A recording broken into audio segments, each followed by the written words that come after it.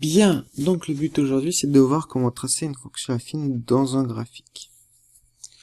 La propriété fondamentale à connaître, c'est que la représentation d'une graphique d'une fonction affine, c'est forcément une droite. On a vu les fonctions linéaires, c'était une droite qui passait par l'origine. Là, c'est une droite qui peut être n'importe où dans mon graphique. Pour tracer une droite, j'aurais besoin déjà d'un point. Pour savoir où elle passe, il faut que je trouve un point, donc c'est-à-dire que j'ai un couple abscisse ordonnée, c'est-à-dire un couple antécédent-image. D'accord? Vous avez le droit de prendre les points que vous voulez pour faire vos calculs, ça ne change rien. Donc, moi, je vais prendre 3, par exemple, f de 3, et je vais calculer. Bon, on va faire 2 tiers fois 3 plus 1. Vous avez votre calculatrice, et ça fait 3. Donc, je vais passer par le point de coordonnées 3, 3. Alors, pourquoi ce point-là? Parce que, alors forcément c'est la même valeur, mais c'est pas grave. L'antécédent, c'est l'abscisse. L'ordonnée. L'image, c'est l'ordonnée. Donc, si je prends le point de coordonnées 3, 3, c'est-à-dire ici, je sais que, obligatoirement, ma droite va passer par ce point-là. Sauf que là, le problème, on voit bien que le problème, c'est que ma droite passe. Je vais recommencer, passe par ce point-là, mais je sais pas où elle passe ailleurs. Donc, conclusion, c'est bien, mais il faut que je trouve un autre point. Je prends une autre valeur, là, pareil, vous pouvez prendre la valeur que vous voulez. On va prendre ici, par exemple, moins 6. Et on va calculer. f de moins 6 égale 2 tiers fois moins 6 plus 1. Vous avez votre calculatrice ou vous avez une tête. 2 tiers fois moins 6, ça fait moins 4. Moins 4 plus 1, ça fait moins 3. Et donc, vous tracez votre droite va passer par le point de coordonnées moins 6, point virgule, moins 3.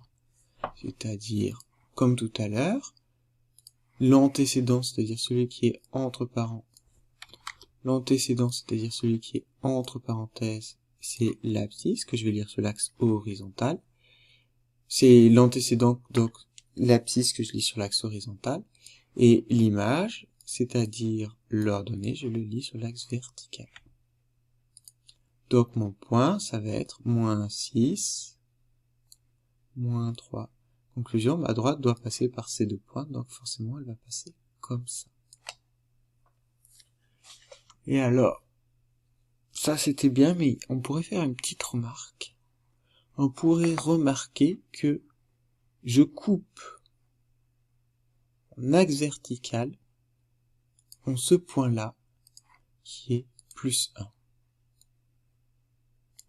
Et or, le plus 1, puisque je rappelle qu'une fonction affine s'écrit sous la forme f, c'est la fonction qui a x associé à x plus b, et ben on s'aperçoit qu'en fait, quand ma droite coupe l'axe vertical, ça me donne la valeur de b. D'accord? C'est pour ça que b, en fait, on va l'appeler tout simplement l'ordonnée à l'origine. D'accord? Je répète, le nom de b, c'est l'ordonnée à l'origine, c'est-à-dire c'est la valeur à laquelle ma droite passe sur l'axe vertical. D'accord? Bien, on va faire le deuxième exemple. Deuxième exemple, j'ai une fonction g, qui est une fonction affine, qui a x associé moins 2x plus 2. C'est une fonction affine, donc je vais devoir tracer une droite. On va commencer par la tracer, donc j'ai besoin de 2 points. On va pouvoir utiliser, et c'est ce que vous utiliserez maintenant, c'est plus simple, le fait que la valeur de b, c'est-à-dire la valeur de l'ordonnée à l'origine, est de plus 2. Conclusion, ma droite va passer par le point de va couper l'axe vertical en plus 2. Conclusion, ma droite passe par ce point-là. C'est bon, j'ai déjà gagné, j'ai fait la moitié du travail, j'ai trouvé un point. Voilà, je répète, j'ai déjà fait la moitié du travail parce que j'ai utilisé l'ordonnée à l'origine, donc j'ai trouvé un point. Bien. Donc là, il va falloir que je trouve un deuxième point. Donc, je prends une valeur. Alors, généralement, on s'embête pas. On prend la valeur 1, 2, 3, 0, ce que vous voulez. Si, par exemple, je prends la valeur 2, par exemple. Je vais calculer moins 2 fois, à la place de x, je mets 2, plus 2. Vous faites le calcul, vous obtenez moins 2. Donc, ma droite va passer par le point en abscisse, c'est l'antécédent de ma fonction, c'est 2. Et en image, c'est l'ordonnée de ma fonction. C'est l'image de ma fonction, c'est moins 2.